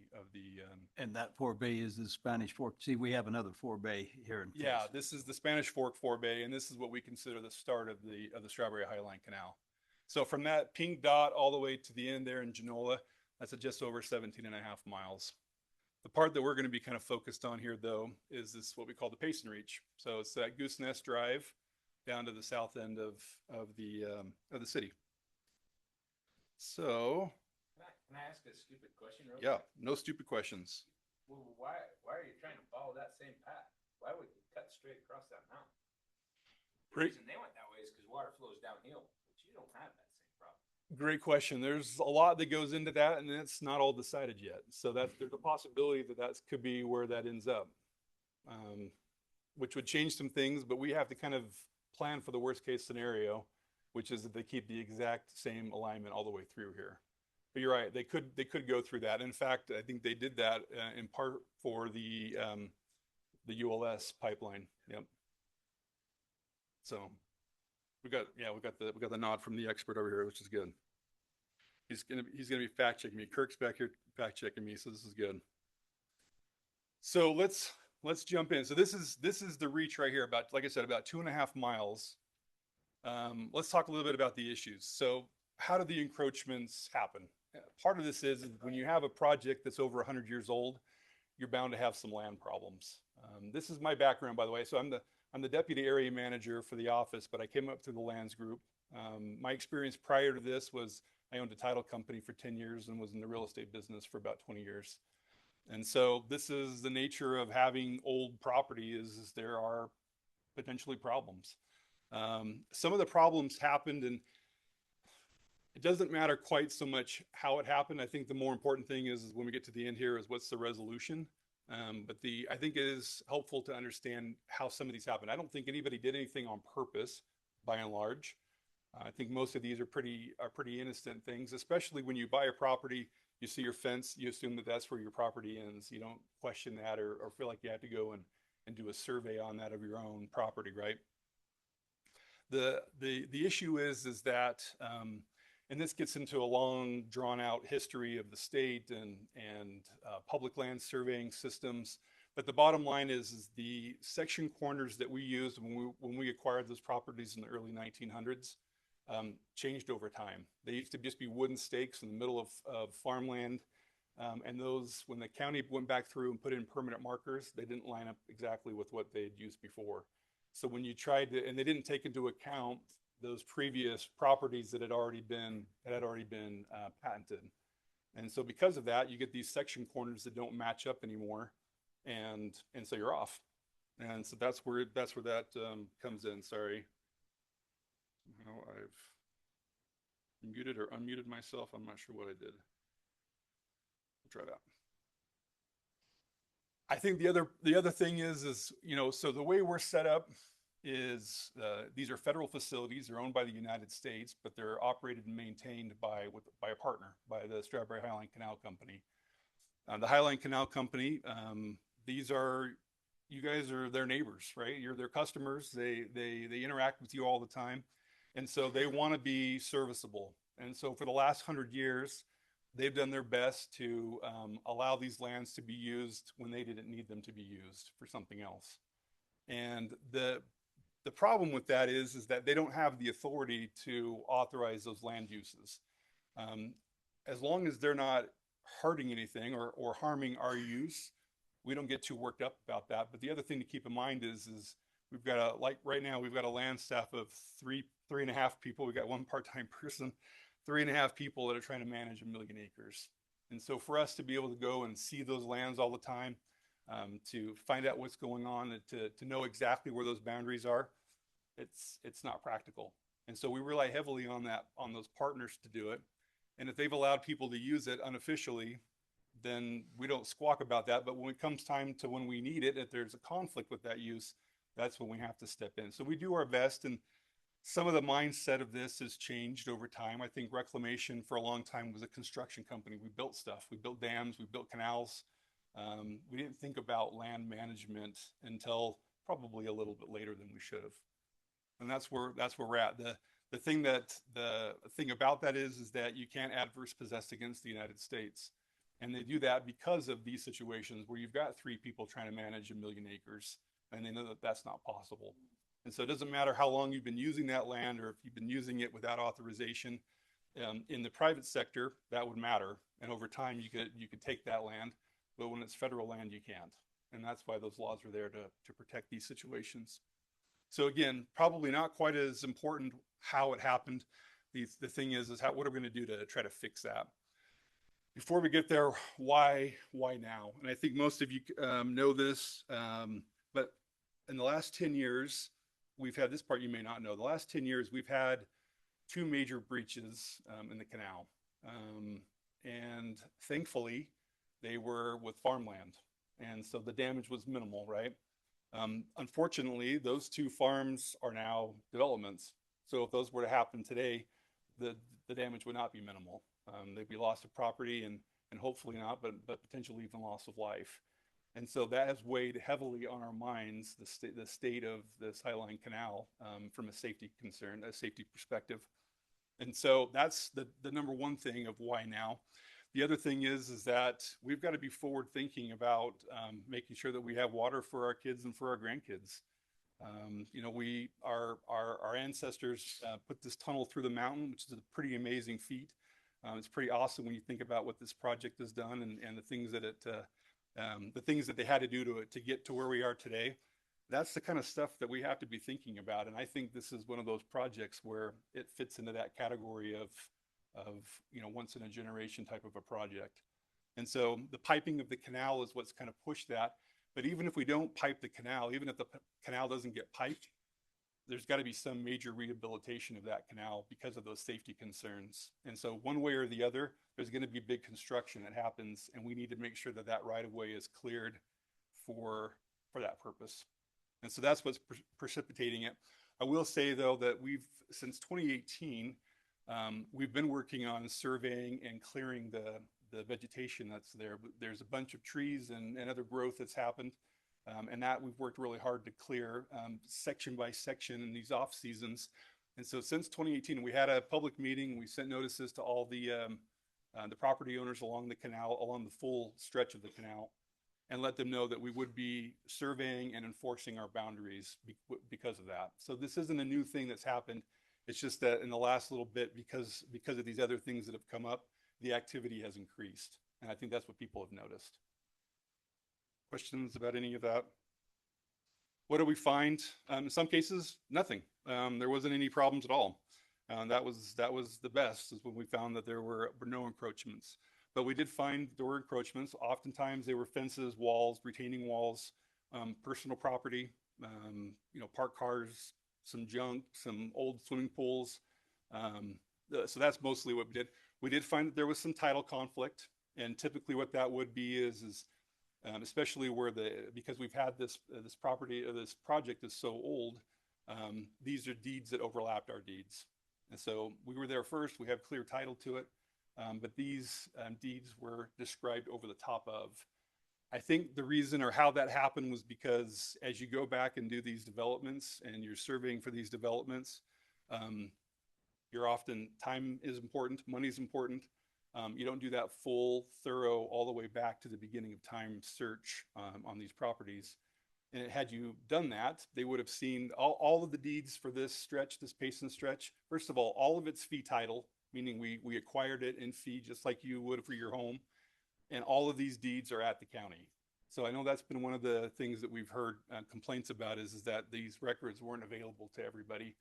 They're all there at Utah County Recorder's Office. So I have a quick question for you. Since you work for a title company, are the title companies liable for some of this at all or not?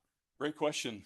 And those suckers, no, the answer is they could be yes, but probably not. Most of the time they'll put an exception in there, especially for a subdivision. They'll put an exception in there that says that if you have a concern about the boundary, you have to, if you want the protection that they offer, you've got to do a survey first. So they would protect you had you done a survey, but who buys their house, like I said, and has a fence up and says, I'm going to go spend $2,500 and get a survey done. So their title insurance had an out clause for this particular. Everybody's title insurance has an out clause. Yeah, go Right. back. Every one of you who owns a home, go back and look at your thing. One of the common exceptions is we won't insure boundary lines if there wasn't a survey done. Okay. Yep. Great question. This is a little off topic, but I will say the title company is not the one responsible for fixing that or covering that problem. So if a buyer had that issue, their recourse is against their seller. The title insurance is required because most sellers have already spent that money, right? And so the state comes in and says, there's got to be some insurance policy here in place. So they would have recourse against their seller because their seller sold them a property that wasn't properly described. But the title company probably wouldn't cover that, which means they probably wouldn't have any recourse. This is a point of clarification. What's that? Why do we pay for title? Well, you pay for title insurance because, well, this isn't the only problem, right? You pay for title insurance because that seller probably isn't able, you could go and sue the seller and win and get a judgment against them for the price of the value of the home. But if they don't have the ability to pay for it, then it doesn't do you any good that you've won, right? The title insurance policy in general, except for these exceptions, would cover that or would back up that seller's promise. I guess I mean we had this situation. I own a large parcel in the middle of a block, and they were subdividing a piece behind me, and they had to deed land to me. They had to buy land from another neighbor. How do the mortgage companies come into play with all of this? Because they, to me, would be a bigger player in the whole problem. That their legal description is based upon what the title company had authorized, but now Fannie Mae owns these houses and they don't coincide. And I mean, it was a sliver. It was like 18 inches of property up the back of my property line, and they had to deed it over, and we had to do property line adjustments and everything to match it. But how are the mortgage companies dealing with this scenario? With this specific Yeah. scenario, we're not talking with the mortgage companies in this scenario. So we're gonna hold on to that question because I think when you see the resolution, you'll understand that. Okay. I don't think it really affects the mortgage company adversely. In most cases, they're going to actually get exactly what they thought they thought they had, and that's just kind of where my concern has been throughout the whole thing is that the title companies, the mortgage companies, all these people had what they thought were their ducks in a row, and all of a sudden everything wasn't right, and we just got to make everybody happy and nobody happy at the same time. This is where I've been very impressed with the things that they've been able to do. All right, we'll carry on. I'll listen up. And I'm not an attorney, but what I would say to this is that most of the time the mortgage company, what they're going to be concerned about is that if something like this were to happen, that it impacts the value of that home to the point where now what they've lent doesn't match up with what's owed or what the value is, right? Right. We're not changing anything like that. Okay. Or they're going to be anything significant like that. So on the resolution part, just to give a little bit of background, we've done an exhaustive search on this. So all of our records, everything that we can find, everything at the county, our surveyor is world-class. He's amazing. He's been doing this for 40 years. He's been the city surveyor for the city of Sandy for 30 years and Tooele County for a bunch of years as well. He's the best. I mean, he really is one of the best. We've had situations where people have come and have been upset about some notice that we've provided. We've told them that we'll get our surveyor in contact with their surveyor. They can work it out. When their surveyor finds that, that they're dealing with Nolan Hathcock, they've told their clients, just listen to whatever he says. We're not going to win. And so that kind of reputation, I think, is it's worth something. And so Nolan has done an amazing job, not just him, but with our whole survey group, and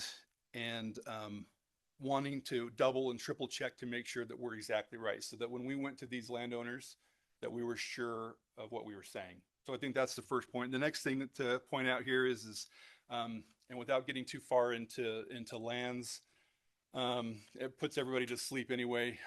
What I'll tell you is that there's a common misconception that when the federal government owns property, that it's public property. These are not public lands. Reclamation doesn't own any public lands. Everything that we own are what are called project lands, and project lands have a complete different classification than public lands. So we don't have a multi-use mandate. Our project lands, that project takes priority over everything else. We can say no to everything if it interferes with that project. Because of that, we also have really strict rules, and we also have sometimes a very difficult time in disposing of property or dealing with issues like this. But that's one thing just to make sure that you're aware of is that these are not public lands that we're dealing with. And maybe that's a good segue into what we've had to kind of go through. So when we first started meeting with our solicitors, who are our attorneys, their first response was, we're going to the boundary on everything. So whatever our deeds say, that's what we're doing. And we said, we can't do that. And they said, that's what you've got. It took meeting after meeting after meeting. Really, I would say battling is probably the right word, to get them to understand the situation, to understand that most of these landowners are dealing with problems that they inherited. They didn't cause these problems themselves. They've been using these lands for a long time. All the things that you've been hearing, all the things that you're probably thinking yourself, we've said to them. And I think after quite a long time and us kind of researching all the different laws and gray areas and options and what we could come up with as alternatives, that we came up with a pretty great plan that they finally signed off on. I think that's probably the rest of that. Let's jump over then to the solutions. So we kind of group things into 5 categories, and we'll go through the numbers, how many of each of these in just a second. But the 5 possible resolutions were, number 1, we determined that there wasn't a problem at all. And either that was because the problem was so small, or because there was no problem, no encroachment or overlap, that we don't have to do anything. Number 2 would be that we have to defend to our boundary, and we'll talk about that. But basically, they're encroaching, and because of whatever the circumstances are, we can't allow that encroachment to continue. We've got to defend to our boundary on that. Number 3 was that we can sell to resolve the encroachment. So they don't have any other reason of why they had it, but it made more sense for us to sell it than to try to do something else to help them out. 4 and 5 are similar. So 4 is if there was an existing title claim. So in these situations, what we mean by that is if they bought a property and their deed says that they owned more than they should have, and that created that overlap, we considered that at what we called an existing title claim. We made it so that we can enter into a boundary establishment agreement. They used to be called boundary line agreements, but a boundary establishment agreement, which is regulated by the state. There's a whole set of rules you have to go through and things you have to follow, but that we can then agree upon a common line. That's what we can do for you if there's an existing title claim. And in some cases, there was the existing title claim, meaning that's what their developer told them their boundary was. And then they went a little bit beyond that on top of it. So any situation like that, we could deal with the title claim through the boundary line or boundary establishment agreement, and then we would sell the rest. So let's look at the numbers. 100 adjacent landowners on the Payson Reach. Of those, 19, we have no action. So there were no problems, 19 of those. Defended the boundary, there's 13. That's a tough number. We wish that it was 0. But there's 13 property owners that, for a number of reasons, we'll talk about a couple of, in general, what those things are, we can't do anything for them. We've got 6 where they have no conflict, but we were still able to sell them the encroachment so that they can leave their fence or their wall or their whatever in place. 39, we're going to do a boundary establishment agreement, and that's at no cost. We are giving away the encroachment, even though it was our land, even though we paid for it, even though it was federal land and it's clear and we would win. We're just going to give it away at no cost. And then the situation that I described, which is that the boundary establishment agreement with an offer to sell, there's 23 of those. So that's when they went to the edge of what their developer said they owned, and then a little beyond. That little beyond is what we're having to sell to them. So I'll say just here, when we talk about sell, just so that you don't worry, out of all of these, the one that had to pay the most is under $200. So out of all of these things, it's less than $200 is what we're talking about, is what it's going to cost to fix it. You can't even get an attorney for an hour to talk about your problem for that. A survey itself would cost you $2,500 to go and survey it. So we think it's a pretty good deal. So basically, you just have the 13 that we really have to deal with. Yes, and what we're hoping here is as you see these other numbers, the 6, the 39, the 23, that's 68 of 81 properties with problems. What we hope is that you can see that you can trust that we did everything that we could to get these property owners the best deal. These 13, each one has its own story, right? But I'll just say it in the easiest way, kind of general terms. What we had to look at, number one, is safety. So we couldn't do anything that compromised safety, either of loss of life or loss of property. That was our number one concern. It always is our number one concern.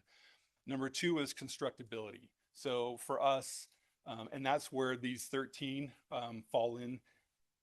When we're talking about doing the project that is being proposed by Central, these 13 properties, we couldn't give away that encroachment or sell that encroachment or do anything else to that without hurting or compromising the ability to build those pipelines.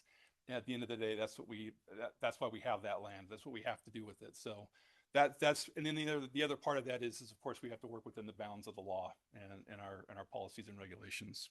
So questions about any of that? Yeah, on the defend the boundary, what does that scenario look like? Yeah, most of these are pretty minor. So what we're talking about is they might have an old fence that they have to move. Sometimes they have some old junk, some old stuff, right, that's out there that they're going to have to move. One lady's got a Connex that shipping container that they're going to have to just shift. So it's about, I don't know, a third on us, something like that. They'll have to just pivot that and put it on. What's that? I don't think they're legal inside the city. They are now. Are they? That sounds. I don't know the answer to that question. So, with that though, if I think they are. you can have shipping containers, right? Now we approve that, and yeah, yeah. They just have to pivot it. But I'm just saying. I'll bring that up though if they're upset about that. Hey, you're not even supposed to have a container. To defend the boundary, they move the encroachment, the items on the encroachment, and then after that, are they levied a charge or anything like that? So they just fix the issue. They just have to go and move their stuff back to our line, not what they think is their line, but what we're saying is our line. And on all 13 of these, by the way, there is no title conflict. Okay, I just want to make that clear that we don't have any places where there's title conflict where we weren't able to work something out with them. So these are all 13 of these are property owners where they don't have any rightful claim to that property. They just have used it. Exactly. So are there any buildings or anything permanent on any of these? So I think there's maybe a couple of sheds, but nothing that would have to be demolished. Everything that's there is stuff that's movable. So it might take some equipment or some extra effort, but all of it's stuff that could be moved. Yeah. Great questions. Exactly. Okay. So October 3rd, we started hearing rumors. It's tough when you're out there all the time. These surveyors are out there. They're putting in stakes. We're out on that road behind people's houses, and people start getting worried. Of course, we're out there a lot anyway, but as often as we've been out there, and again, double and triple checking and staking and everything else, you guys know now in the background what we were trying to do is work this in a way that was beneficial for everybody, right? To find the best possible solution. All that takes time. All that research takes time. But the property owners didn't know what was going on. They didn't realize that was happening. I think they all kind of assumed the worst, which I don't blame them. We started hearing rumors that people were getting kind of antsy. So we weren't quite ready to send out packages, but we felt like there needed to be some communication out just to let people know. We had been letting them know that we were out surveying and why we were surveying, but we hadn't told them the bigger plan, right? So we sent a letter on October 3rd just to let people know this is what's going on and you'll have answers soon. And then on the 18th of November, we FedExed a package to every one of those 100 landowners, whether they had a problem or not. They all got a letter from us. The contents of that package were some combination of these 5 documents. So everything had a cover letter that again explained everything. A lot of it was restating what we had sent in that October letter, but a letter explaining what and why now and all the rest of that. It talked about the findings, what our conclusion was for their specific property. Gave a copy of our deed so they could go and verify that. It gave them a copy of their deed, so what we were looking at for them. And then a map, which I thought was the most important, that just showed the encroachment visually. And we've got examples of all of this. And then a copy of the boundary establishment agreement, if applicable. So if they had title conflict, or we were selling the property to them, or some combination of those things, they got a copy of that agreement. So with that, one more clarifying please. question. We all heard the rumors and the fears, and rightfully so, Yeah. like you said. And a lot of residents reach out to us. One of the rumors, or maybe this isn't a rumor, Bureau of Reclamation, you defend the boundary, you come and you move your stuff, and then you send the resident a bill for the years that they used that land. We never said that. That never Okay. came from us. And that's not what's going to happen, no. Excellent. Thank you. Yeah, there's not going to be any bill. There's not going to be, we're fine with what's happened. We just have to have this cleared. Just make it moving right. forward. Thank you. Very good. Thank you for clarifying that. I'm saying, if you think about it, it's a really stupid thing to send out there because unless you went check on it every week, how would you know how long that's been there? Well, we've got visual satellite photographs that go back into the 70s. But it's not every day. I know, but you could, you could look back, you'd see back there. I'm just so relieved to hear that they just make it right. We have But no all of that interest. has been We have no taken care interest of. in any penalizing, as long as everybody now moving forward. Yes. does Very what good. We've asked, and we think we've given a lot of time, enough Well, time. Well, your less than $200 payouts are, I mean, those are It's decimal places off from what we had heard. It's a originally. screaming deal. good. It's a screaming deal as well. Yeah. It could have been. It started in the ballpark of 25. So that's the other thing that I should mention is not only did we get the solicitors to agree to the deal, and these boundary encroachment agreement or establishment agreements are pretty great. But when we had to value and we had to sell it, we're basically charging 8% of market value. So we discounted it every possible way that we could find to give them the best possible and I'm with the mayor, pass it the looks law. great. So For those that are selling, that you're selling it. yeah, to. so anybody Yeah. who's buying it is basically paying about 8% of the market That's value. awesome. Yeah, that's great. Thank you for your work on that.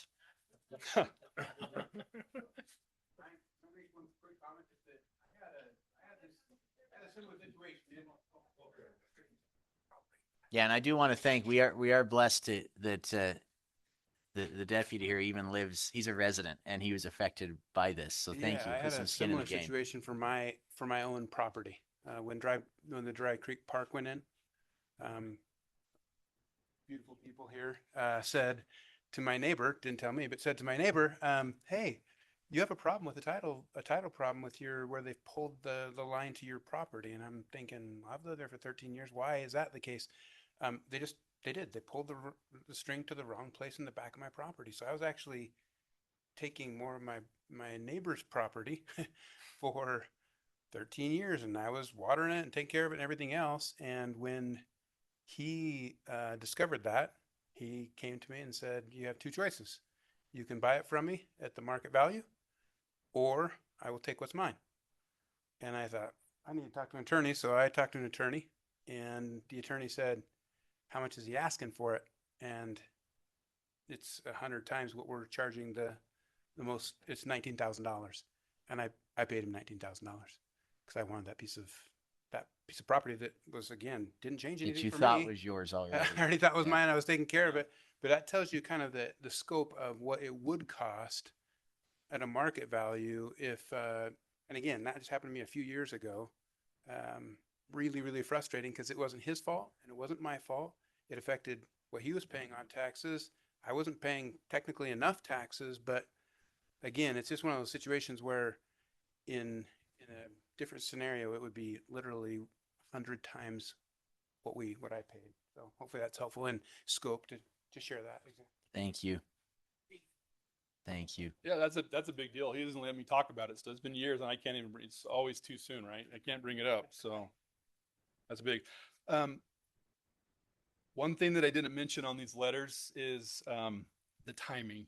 So for everybody that we offered the agreement to, where we were either giving them land or we're giving them land and making them pay for that little sliver beyond it. And I've got an example that I'll show you here in just a second. The agreements have to be executed by January 16th. So that we felt like that gave them enough time to go and talk with their attorneys if they wanted to think about it, to get money together. Again, it's less than $200. I know that that's not nothing, but compared to what it could have been. So January 16th, that they have a contract. If we're asking them to move something, we're giving them till March 31st. So we're giving them a big window of time. We want to make sure they are not there in the middle of winter trying to move a shed or have to rent, things, before Christmas and big heavy equipment or something. Hopefully that gives plenty of time. And we're willing to work with people within reason. We do have some tight deadlines for us to be done by, but we're not gonna leave anybody stranded. So do they know where the boundary is now? So if they have to move something, they can see exactly so where it is? everybody's going to get. So let me just quickly show you an example of what we sent out. So I don't have a copy of the cover letter, but there's a copy of our deed. Again, every single one of these at the county recorder's office. Yeah. Yeah. No wonder no one knew where the lines were. That's how old it is. That's what I'm talking about. Look at that. I had to redact all of the stuff so you couldn't tell who this was. So that didn't really leave much, but that's the property owner's warranty deed when they obtain title. This is a copy of that boundary establishment agreement, and then a copy of the new legal description. So this would be what we would agree on, right? This would be the new one moving forward. And then essentially in this boundary establishment agreement, what you do is you say, here's the new boundary. We deed everything to you on your side and you deed everything to us on our side. That's how these agreements work. This is the part though that I wanted to show you as an example. So you'll see the red cross hatching.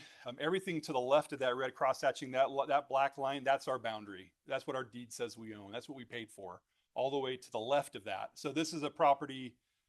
You see the Highline Canal there on the right. All of that to the left, all the way, and then through that red cross hatching is our property. Their deed says that it goes to the right of that cross hatching. So all of that cross hatching is the title conflict. Does that make sense? Mm-hmm. And then you'll see that heavy line on the outside of that. This is one of those scenarios where they went just a little beyond what their developer told them they had originally. And so we gave them everything in red, and everything between the red and that heavy black line to the right, that's what we're selling. In this particular case, this is going to cost this homeowner $30. And they don't have to move their fence, which would cost them hundreds, thousands, I don't know, more than 30. That's excellent.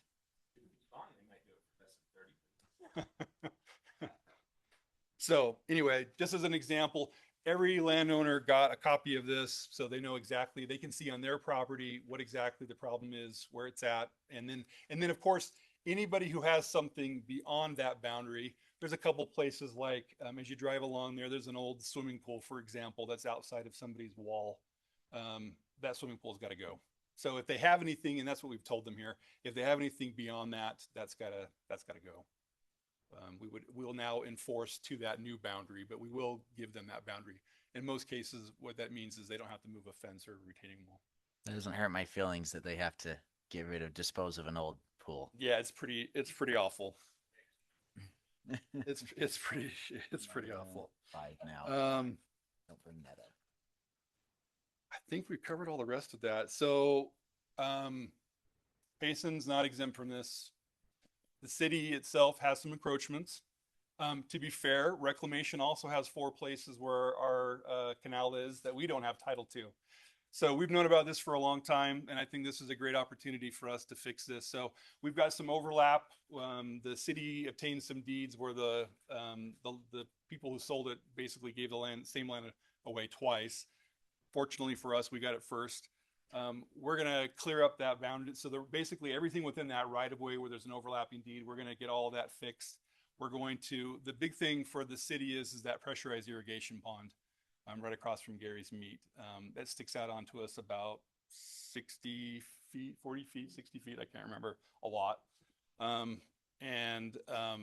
Unfortunately, or maybe fortunately, whatever your thoughts about it are, that made it so that we really can't do much for Gary's Meat and the owners of that. We're working with them. There's some overlapping deeds, and then there's I think 3 city properties with detention ponds that stick out onto us as well, fences and things like that, and ponds that won't have to be redug. We're happy to work with the city. We've got, I think we've got a good place and plan. We've met with staff, and I think we're good to move forward with that. And then again, we have 4 places where we need title, and we'll get the title to those things, and then get that those title conflict areas cleaned up. The last thing is just a quick update on the proposed pipeline. So again, Central Utah Water Conservancy District, they're the ones proposing to build the canal, to pipe the canal. They're calling this the Nebo Regional Water Project. If you're looking for initials, though, it's not in RWP, it's just NWP. I don't know, they like 3 letters. I think that's the reason why. But Nebo Regional Water Project is the name of this, the proposed piping. We're in the middle of an environmental assessment to do the NEPA compliance, environmental compliance right now on that. And the Bureau of Reclamation, along with the Central Utah Project Completion Act Office, and then the Utah Reclamation Mitigation and Conservation Commission, which is a mouthful. The 4 of us are the joint lead agencies on this environmental assessment. This is a fluid thing. So I'm going to show you a map. It may not be the right thing later, but at least it gives you kind of an idea. I think we're getting close. The latest proposal, we're looking at 2 pipelines right now in that alignment, but as many as 2 or maybe more in the future. So we could have 4 or more pipelines eventually in that same corridor where the Highline Canal is now. And then after that's finished, there's going to be an O&M trail, and there's an O&M road, an operation and maintenance road, and then there'll also be the county's proposing a trail right now, and they're working through some issues on that. With the pipeline construction, boy, I hope it happens. I've been hearing my whole life that the canal is going to get piped. I cannot wait to have clean, safe water. But with the existing pipeline, does it go the same in this? You can't put it in the same hole as the canal, right? Because we can't turn off the canal during the summer for construction. So would it go next to it, or what's the plan there? It's going to be built in phases, and they've got all of that stuff figured out. Yeah. In phases. And will it be the same depth as the canal, or is it going to be deep? It depends probably on the area. Yeah. You do it because it'll be pressurized. Yeah. Yeah. We can look here. That's why there's 4 pipelines in there. But if you're using it in phases, you can't change the elevation of it and put pipe in a third of it, and then the next year come back and do it, because water's not going to flow anymore. Yeah. Well, I mean, we're not going to have any water next year, so you'll be good. No snow. That was me cussing the weather. So if you can see my cursor here. I know. The real thing is, it's kind of hard to see on this map. I apologize. I tried to find something a little bit better, but this is where they're going to be. Eventually, there'll be a water treatment plant. Let me see if I can get that cursor back again. Where are you? Right here. Yep. Oh, I just moved past. Hang on. Here we go. Yeah, that little dark shape there. That will be that's the proposed. That's not going to be one of the first things built, but there'll be 2 pipelines. Again, this is the draft. This is the idea right now. 2 pipelines that come to there, and then a different pipeline that comes out. So it'll be raw water and then clean water, and then the what they're calling the names are all going to change either. So it doesn't really matter what I call it. But anyway, there'll be 2 pipelines with an additional 2 or more pipelines to come. So in the Spanish Fork Forebay area, is that where the water enters this pipeline, or does it tie in at Strawberry and come down pressurized the whole way? Well, again, there'll be multiple pipes and they're doing different things and they're pulling from Right. different places. So So you will have some open head gates there that fill that pipe, there won't the be low anything- pressure. no open canals anymore, but there will be places, yes, where that goes into the pipe. Yes. Okay. I think that was all that I have. Any other questions? Yeah, they make fun of me because I think outside of the box. And so here's one of them. As I see this get really, really close to Utah Lake, I mean, in your spring runoff when the water's heavy, why don't you run that pipe all the way to Utah Lake? So if you ever need to divert water out of the Spanish Fork River to stop it from flooding, you could dump water down that same pipeline into the Utah Lake. It's a great question. That's your guy right there. Talk to Kirk. Kirk, did you listen to that? Pass it up the line. He's got ideas. Kirk is. He's got it. He's out of the box. He's got. Well, I just said if you ran that pipeline all the way to He's got Utah ideas. Lake, you could dump it into Utah Lake and divert the water out of the. I know I was saying in high water. You weren't listening to the outside of the box part. You were talking during the discussion. Unless there's any questions, thank you for your presentation. Yeah, thank you. Thank you And so much. and really do appreciate your hard work. Yeah. The battle that you had to fight. Okay, I guess now that Doug or Representative Welton's here, we could move on to your segment of this. Yep, let's start that 3-minute timer. Yeah, 3 minutes. And as Doug's Let's see walking how up, fast this debate coach can really talk. I go really fast. I just got to thank the Bureau of Reclamation again. Thank you for your your work and working with the residents and putting to bed some of the fears that all of us had in Payson. So really, thank you. Yep. We owe so much to that water. So let's keep it flowing. By the end of this conversation, it wasn't necessary. You guys had taken care of all of it, but we enjoyed the information. Yes, thank you so Well, much. I was glad I came in on the tail end of that because that's something that I was talking to Rick that I've been pulled in on as well too, and so I appreciate your good work there. Thank you. Yeah. Yeah. Well, it's always good to be in Payson with my my favorite people. This is my my community, and looks like everybody's here are people that I know. So this might be more for the people online, but it's good to see everybody here and appreciate the good work that you're doing. I love living in the city, and you're doing great work, and I appreciate it. The city Main Street Christmas Festival was a lot of fun. There was so many people out there. It was good for our businesses, and so that was great. Let me interject real quick. Want to make have Senator McKell excused. He had other plans. We had both of them wanted both of them here, but go ahead, Dave. Yeah, and I was just going to say, Mayor and Council, that we sent out an invitation. Senator McKell was trying to set up a breakfast, lunch, brunch with the Mayor and Council and the new council members, and I think Doug's invited to that. So if you can make that, I think it's on the 15th. But if you can make that, you might not have to grill him so much because we'll have him again on that day. Is that right? Correct. Yeah. So we're trying for. I think my schedule is the difficult one because I have to work around my my preps time at the school or afterwards. So it's like a really early lunch or it'll be a late lunch. So that's kind of the difficulty there. Why couldn't it be on a B day? I could have totally made that work. I think it's scheduled for 10:45, right? Is what? Did they change it? Because last I saw it was like 11, and by the it's on time my I get schedule there, right and here. I'd be there for 15 minutes. So hopefully they move it up or move was it later, 10:45. or we'll just talk right now and you can grill me. Yeah, shows 10:45. So. Yep. Okay. El Tapatio. We don't know yet. It'll be to be announced. I think it's El El Tapatio. Tapatio, probably in town. Yep. Anyway, just so you know, we're happy to have Doug for as long as he wants to be here, as long as you want to be here. But we will have another time if for as many of you that can make it. Yeah, I mean, so I can talk about some big policy areas that I am aware of. I'm not actually working in anything that is going to have a huge impact on municipalities, except for one. So I've got one bill that. So we had the second PID. I was actually on council when we approved that one.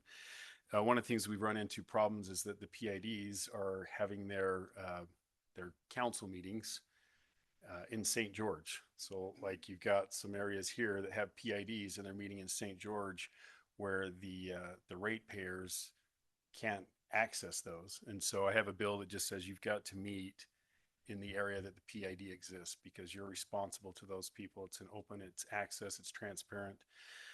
There's some pushback on it. Some of them are being developed, and so we might have to make some if it's not developed yet and there's no stakeholder there yet, then maybe they can meet elsewhere. But other than that, like you should be where your people can. Well, and a lot of them are owned by or held by large out-of-state corporations, and so they're not in the area, and so they would actually prefer to not be here. But that's not the appropriate course of action for somebody who has some taxing authority in the state of Utah. So that's the only one that I have. Other than that, I'm working on like education bills. Surprise. So I'm working on a few education bills there. There are a lot of discussions on property taxes, and I think there will be some several bills introduced to try to address property tax increases or cap increases. And I think they all have their pluses and they all have their minuses from what I've heard so far. But municipalities are hearing it and they're feeling it. There was several municipalities that didn't get their truth in taxation notifications done, and their truth in taxations were denied because they didn't meet their deadlines. So there's going to be some efforts to make that a little bit more clear for municipalities so they don't miss out on it, but also there's accountability to the taxpayers. So yeah. I think regarding what municipalities are dealing with, those are probably the big issues. There's another big one where the governor's office, I don't know if it was the governor or his housing folks, floated out this idea of a statewide overlay, which I think is a horrible idea, and intend to fight that. But that's been floating out there. I don't know if that'll have any legs or not. It was presented before and it didn't even get out of committee, so I don't know that it's got any more traction this time around. But that has been floated, so we'll keep an eye on those things. So anyway, these are. Sounds like we'll get another bite at you. Yeah, we'll be able to talk some more. So I guess I just want to say thank you, Doug, for always being so accessible and ready to help. Not just your district, but particularly Payson. That's the area I care about the most in your district. Yeah. So really thank you for being so accessible and willing to help out and for your knowledge. And I hope and pray you'll always remember your roots of being on the council and how much municipalities matter and our rules. And just one talking point I always want to put out there. We have how many entitled housing units? 3,800 entitled housing units. It could be dug tomorrow. That are ready to go, that are choosing not to build. So I just want to reiterate, cities are not the roadblock for affordable housing. We're not the ones holding up the show. Yeah. It's the market. It's just too expensive right now. And so I hope we can just steer clear of that zoning overlay conversation. That is totally inappropriate. Yep.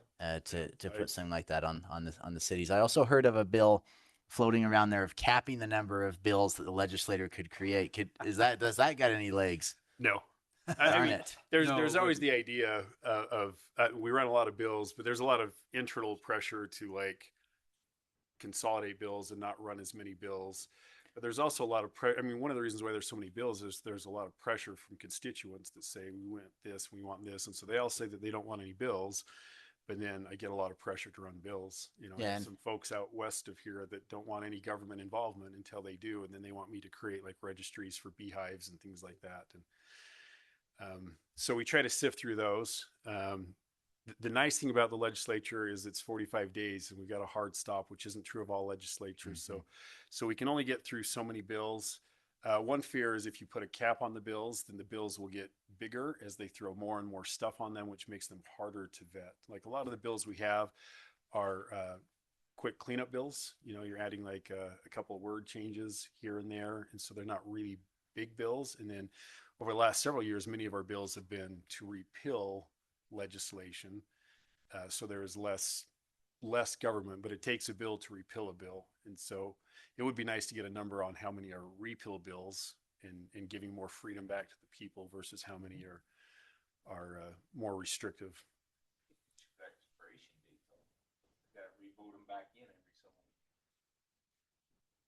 do that.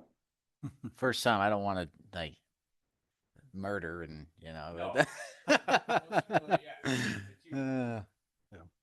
But yeah, I just want to reiterate, I always would love to focus on quality over quantity, and I don't want to see the big bills where, like you said, it's 10,000 pages. You don't have time to vet that, but very specific bills. That's a good thing. Yeah, I think one thing that the legislature's done better at as well recently is doing more vetting during interim. So we've actually had several months starting in April, and we meet once a month with the exception of July and December to try to vet those bigger bills and those bigger ideas. And so that's actually something that's been going on. So sometimes it seems like there's a lot, but they've actually been discussed over months with a lot of stakeholders. Okay. Well, we're thankful for you, Doug, and we would, thankful for you to coming here. I know you're extremely busy, but we would appreciate any help that you could do for us with transportation issues. Still With working your on position. transportation. Yeah. So I guess to that end, I am still the transportation appropriations chair, and so I've got some influence there. There's some things that are put in place to make sure that it's a fair, equitable process, but I do have some influence there. We'll be contacting you and working with you. Okay. Sounds good. You're always welcome here, Doug. Thank you. Thank you. Appreciate it. Thanks, Doug. Okay, with that, council, I'm open for a motion for adjournment. So moved. Second. All in favor, say aye. Motion carries.